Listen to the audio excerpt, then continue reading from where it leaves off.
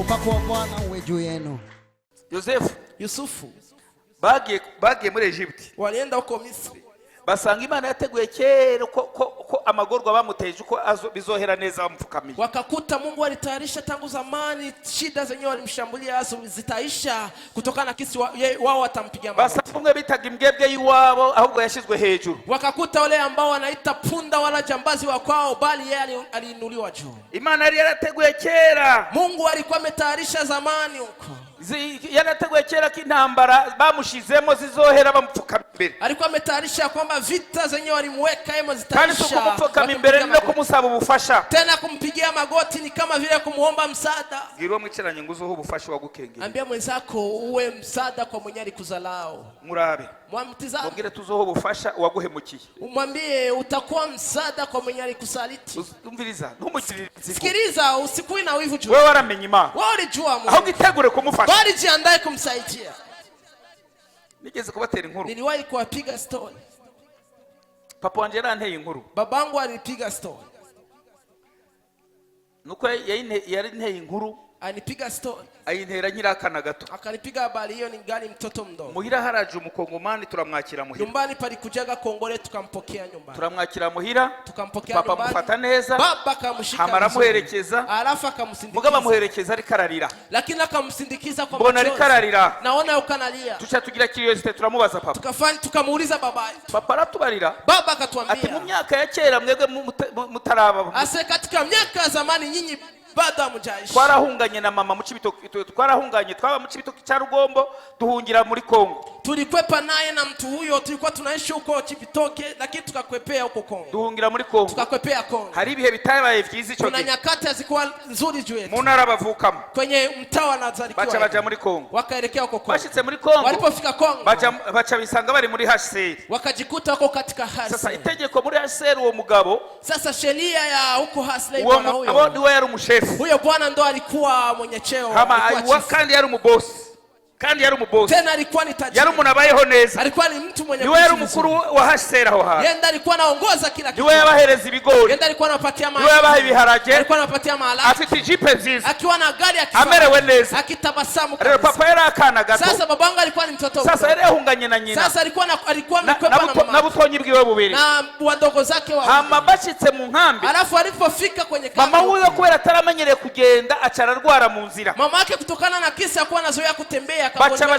Nkambi baremvye wakafika huko kwenye kambi wakiteseka kubera papa yari imfura yabo mushapa agenda gutega isorori kugira ngo nawe bamuhereze kwa kuwa babangu alikuwa ni mtoto wa kwanza akakuwa shapa kaenda tega bakuli ili nayo wampatie bamuhereze ngo bavyita posho wampatie biko vinaitwa posho amagorwa bavyita posho matatizo yenyewe alikuwa ndani ya matatizo uwo mugabo avugira muri mikro alafu bwana huyu akatangazia katika aravuga ati akasema ntiyagira umwana numwe pasi mtoto hata umoja aza gutega iposho atakuja kutega haza abavyeyi gusa baje wazazi tu nta mwana dukeneye no kuna mtoto tunahitaji kwa sasa papa rero ntakurere kubigira baba sasa hakuna namna nyingine angefanya ashitse imbere yiwe alipofika mbele zake na bakuli aje gutega akija kwa aramubwira ati mama ararwaye akamwambia mamangu ni mtoto tifunga kinwa we mwizi abaramuhaye amakoko akamwambia funga kinwa akampiga ka papa wanje karakumbagara kari kacyaka babangu akaraka kari kameze n'abana muri Sunday school kararira kanaringana kama karaboronga kakalia igihe kimwe nabo hazi ngambara yitwa Murere vuga ngo Murere na wakati mwingine pakakuja vita inaitwa Murere nabone baza mu Burundi na wao wakakuja hapa Burundi achahura papa yaramaze kuba umugabo akakutana babangu ashikuwa bora yeye ni kijana ama papa rero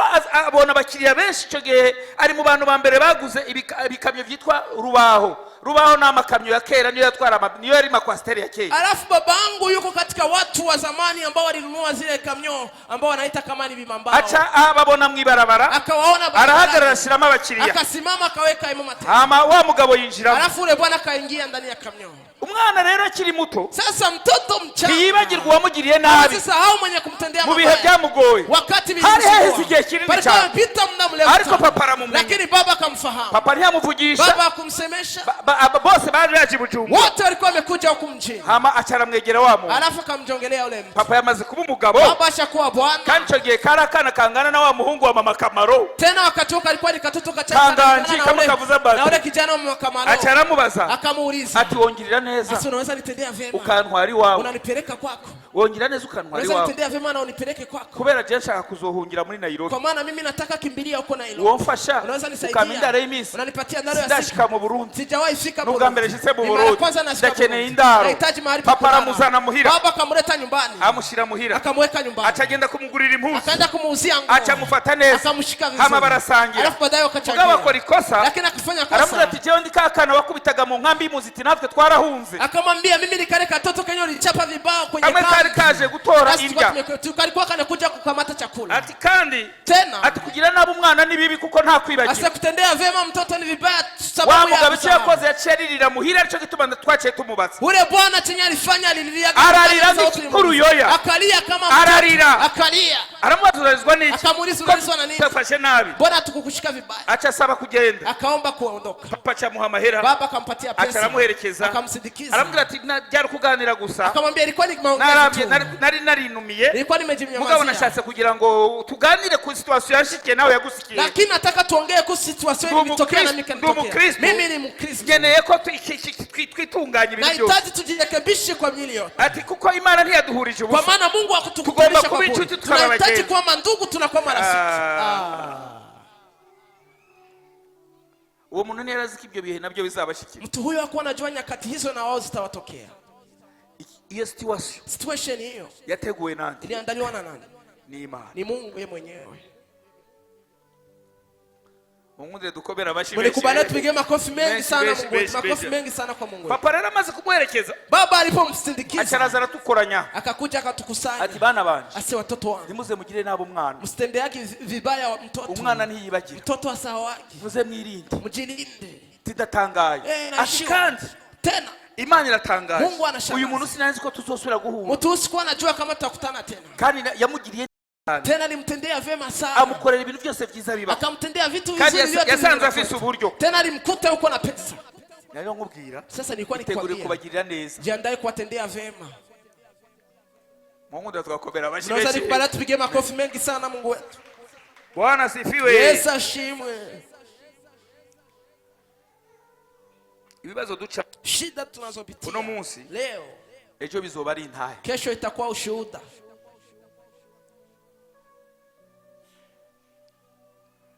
Inaye yo kugirirwa neza n'Imana. Shuhuda wa kutendewa vema na Mungu. Mu maso y'ababiduteje. Usoni mwa maadui wenu.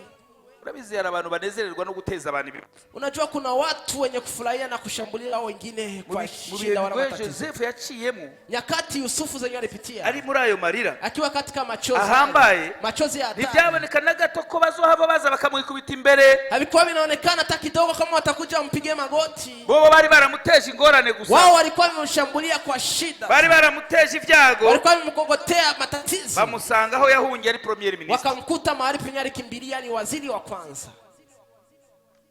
Ngondere ngubarire. Unikubalieni kwambie. Imana. Mungu. Naho duca mu bibazo. Hata kama tupitie katika tugaca shida. mu bibabashira. Tunapitia katika maumivu ya kishuhudia. Uzokwa mubizi ko tubicamwo. Ubaki ukijua kwamba tutapitia. Imana yarateguye iherezo ryabo. Mungu akiwa ametayarisha mwisho wa shida hizo. Mwisho wa shida hizo. Ibyavyo. Mwisho wa shida. Mu Mana neza. Bali ukiwa hauko katika Mungu vizuri. Keretse warahemukiye Imana. Bali ukiwa wewe ni msaliti. Ikosa rikuru no guhemukira Imana. Bali ikosa la kwanza likuwa kwirengagiza icyo wavuganye n'Imana. Nikupuuzia chenye uliongea nayo. Kwirengagiza ubumenyi wamenye bwo mu Mana. Nikupuuzia ufahamu wenyewe ulifahamu. Ariko cyose utazirengagiza iby'Imana. Lakini wakati wote utapuuzia mambo ya Mungu. Igihe cyose uzogwa mu ishimu. Wakati wote utatumbukia kwenye shimo. Uzoburi wenyewe. Hautokuaga wewe mwenyewe.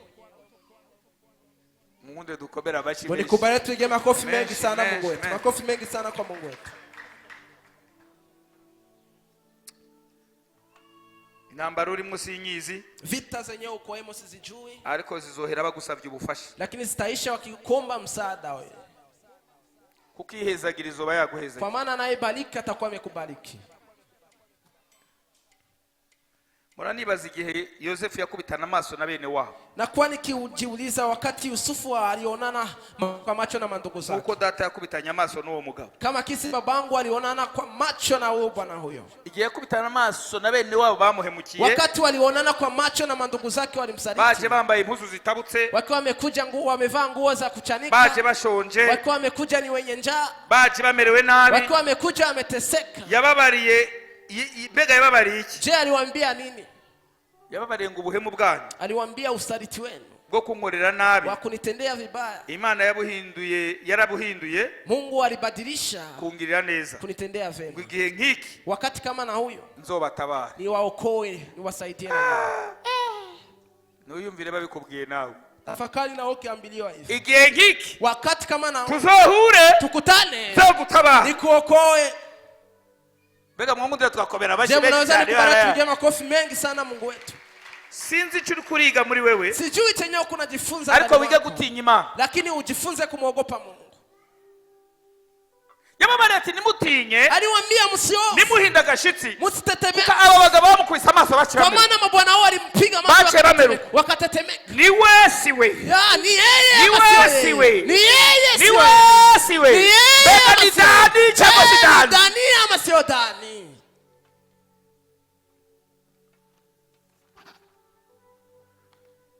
Imana. Mungu.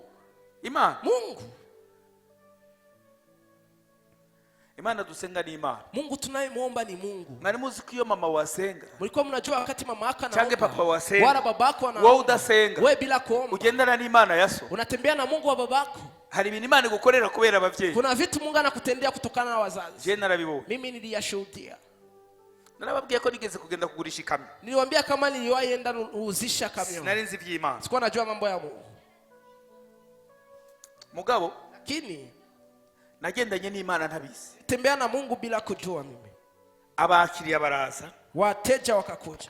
Turavugana. Tukaongea. Bambarira ko tuzosubira kuvugana hanyuma. Wakanambia kama tutaongea tena mwisho. Baja mu kabare kugira inama. Wakaingia kwenye bare kufanya vikao. Bakora inama hari ahantu hitwa Kahama. Wakafanya vikao ilikuwa ni fasi ambapo panaitwa Kahama huko Tanzania. Bagenda bakora inama. Wakafanya kikao. Mugabo bakorera inama mu kabare. Lakini wakafanya kikao kwenye bare. Hari umusazi yuzuye amakopo umusazi yicayeho. Pakiwa kichaa ambao mwenye kuja makopo kichana keje. Umusazi aza kumbwira mu Giswahili. Kichaa akakuja anambia kwenye lugha ya Kiswahili. Aza kumbwira mu Giswahili. Akakuja anambia kwenye lugha. Arambarira. Akanambia ati nibaza kuguha amafaranga. Ase wakija kukupatia pesa. Bavuze ko baguha nusu. Wamesema watakupatia nusu. Mugabo kandi iyo nusu yindi. Lakini nusu nyingine. Barakubwira ko bayiguha mugiye gupima ahantu hitwa gutya. Watakwambia kama watazikupatia mkienda pima mahali panaitwa hivi.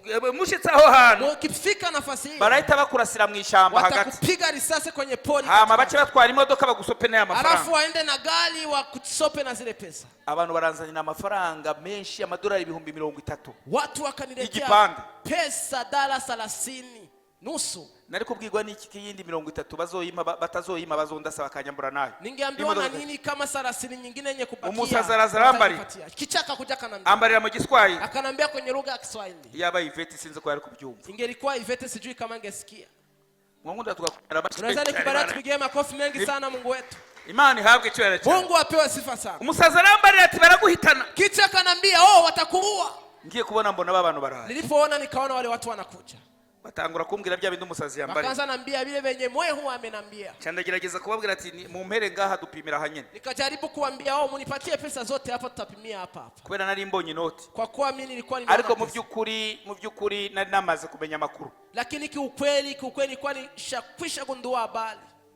Hama baranga baravuga ati nibishoboka uteza kutuza kugenda tukabona kikomeye ishobora gufata isafari. Alafu akanambia haiwezekani tunapashwa pima tunatembeza tunaona kama kama imodoka mubona nayizanye ku mutwe wanje nyikoreye cyangwa yaje ifashe safari. Nakumbuka niliwauliza hizi sasa hii gari mnaona nilileta kichwani mwangu au ilikuja ikijitembeza yote. Urabona yageze ngaho ivuye iwacu itaciye mu barabara. Unaona ilifika hapa kutoka kwetu bila kupitia barabarani. Ni mama mafaranga yandasigaye. Munipatie pesa zenye zinabakia. Barasara. Wakasala. Baravyanga. Wakakataa. Chanda basubiza amahera yabo. Nikawarudisha pesa zao. Chanda babwira niyaba turi iwacu. Nikawaambia tungekuwa tuko wetu. Haricyo nari kubereka. Ningewaonesha ningewakomesha. Ubwo bwenge mufise natwe tubufise. Kwa maana akili zenye mko nazo nasi tuko nazo. nuko biri muri kamera nanze kuvuga ibyo navuze. Nijui biko katika mitandao nimekataa kusema benye alisema. Mungundire dukomera bashi beshi. Muri kubare tubige makofi. Ariko nabivuga nko kwihagararaho mbatera ubwoba nibave bansanga no mu hoteli mbereke ko nanje ntabatinya. Lakini nilibisema. Ariko narabatinya. Nilibisema ikiwa ni kujisimamia, niwaoneshe kama na mimi ni mtu, ni Bwana ambaye anasimama imara. Lakini kwa nimewaogopa. Narabakanze nababwira ningekuwa kwetu ningebafyeka na mimi. Niliwashitua nikamwambia yabari wacu. Ariko ubwoba bunyuzuyemo. Yabari wacu nanje narikubica mwese, lakini hofu iko imenijaa moyoni. Kwari kuyagararaho nk'umuntu ari nyakamwe mu kindi gihugu. Ilikuwa ni kujisimamia kama mtu ambao binafsi ameenda kwenye nchi nyingine. Niko ndibaza. Aba bantu bamukubise ijisho. Watu hao walipomuona barengutse mu kindi gihugu bazi ko bagiye kuba impunzi. Wameingia kwenye nchi nyingine, wanajua kama wao wanaenda kwa baciye basanga mwene wabo bari barateye mu kinogo. Alafu wanamkuta ndugu zao walikuwa wametupa kwenye shimo. Reka nkubwize ukuri. Acha nikwambilishe ukweli. Wewe no munsi ubohoke ku muntu yaguhemukiye. Ufunguke kwenye mutari. Reka kureba kahise. Nabi imbere uri umunyamasezerano. Wewe ni mtu wa hati. Umviriza nkubwize. Sikiliza nikwambie. Acha nikwambie kitu. Ngundira nkubwire ijambo madame yageze kumbwira ngeze habi. Unikubalie kwambie neno mke wangu aliwainambia nilipoteseka. Richard nsubiza ahantu hakomeye. Nikanirudisha nafasi ya hatari. Yarambariye. Alinambia Durabe dusire kuraba ibyatakaye. Usitizame tena dusire kuraba ibyagiye. Usitizame yenyewe kuendo. Imana Mungu yaraguhaye ubwenge bwo kubironga. Alikupatia akili za muri wewe harimo byinshi. Muri wewe niho harimo ubutunzi. Sibiri abatwambuye. Hari byinshi. Nabi imbere gusa. Tizama mbele tu. Tutagira naho kurara. Bila kuwa na mahali pa kulala. Tutagira nicyo dufungura. Bila kuwa na chakula.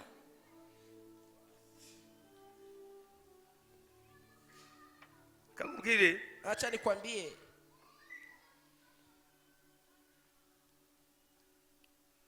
Yarababariye. Niliwaambia. Yarababariye. Aliwaambia. Yusufu aliwaambia. Ababonye baje. Alipowaona wanakuja. Yabwiye tubuhemu bwanyu. Aliwaambia usaliti wenu. Bwo kunkorera nabi. Wa kunitendea vibaya. Imana yabuhindiye kungirira neza. Mungu alibadilisha kunitendea vema. Ngo igihe nkiki. Wakati kama naona. Nzobatabare nanje. Niwaokoe na mimi. Rero ntimutinye. Sasa msio. Nimuhinda agashitsi. Musitetemeke. Imana dusenga ni Imana. Mungu tunaomuomba ni Mungu. Ungundire nkubwire. Unikubalie kwambie. Narigeze kukubwira. Niliwahi kuambia. Imana idusanga mu marira. Kwamba Mungu anakuta katika machozi. Twaba turiko turayisenga turira. Tukiwa tunamuomba na machozi. Ikamenya signification y'ibitubabaje n'ibitugoye. Tunajua maana ikamenya busubiramo neza. Anajua maana yenye kutuumiza na yenye kutuuza. Ikamenya ibidukomerekeza. Anajua maana yenye kutukwaza. Wananiwe kuri gusenga. Umeshindwa kuomba. Imana uramusi nkubwira irindi jambo. Mungu leo acha nikwambie neno hili. Imana idusanga mu marira. Mungu anatukuta katika machozi. Ikayahindura intahe nziza. Anabadilisha kuwa ushuhuda. Ikayahindura intahe nziza. Anabadilisha kuwa ushuhuda mzuri. Nuko cyo gitumu kwavutse. Ndio sababu kisu ni sikukiri. Haiko ndio kisiungali. Bega Mungu azakakobera abashire. Tupige makofi mengi sana Mungu wetu. Dufite Imana idusanga mu vyago inshuti yanyu. Tunaye Mungu anatukuta kwenye shida ndugu zangu. Ikaduha intsinzi. Alafu anatupatia ushindi. Dufise Imana idusanga baduteza amajini. Tunaye Mungu anatukuta ametutega majini. Dufise Imana idusanga badupangiye batudodobereje. Tunaye Mungu anatukaribia watu abantu bakicara bakakudodobereza. Watu wanakana kukusingizia. Bakagupangira umwobo. Wanakupangia shida. Bagategura ubuzima bubi bwawe. Wanatayarisha maisha maovu. Hari abakoresha n'amajini bakaroga. Kuna wenye kutumia na majini wanaloga. Imana ikaduha intsinzi. Na Mungu anatupatia ushindi. Naho baba baguteza abazimu. Hata kama wao wamekutega mizimu. Bagutegea abana bazimu. Wao wamekutegea watoto wako. Barapanze bitari vyiza ku bana bawe. Wakiwa wamepanga maovu juu watoto wako. Umuntu natagusumba gusa kujya imbere y'Imana. Mtu kama akushindi kwenda mbele za Mungu tu. Je birambabaza. Mimi inaniumiza sana. Yabana bo mwishengero wacu mudakunda gusenga. Wakati watu ndani ya kanisa yetu hawapendi kuomba. Nta handi hari intsinzi. Hakuna nafasi nyingine kuna ushindi. Nta handi hari intsinzi. Hakuna pengine kuna ushindi. Ntugasenge mu gihe ubonye ko watewe ufite intambara nyinshi. Usiombi wakati wewe unaona ulishambuliwa wewe. Kunda masengesho. Penda maombi. Ukimerewe neza. Ugifungura gatatu. Ukiwa unakula mara 3. Ukiryama ugasinzira. Ukiri inzu y'abantu. Ukiwa unalipa. Ukifite akazi kawe. Ukiwa na kazi yako. Senga. Ibigeragezo biri hose. No ku kazi barahari. Hari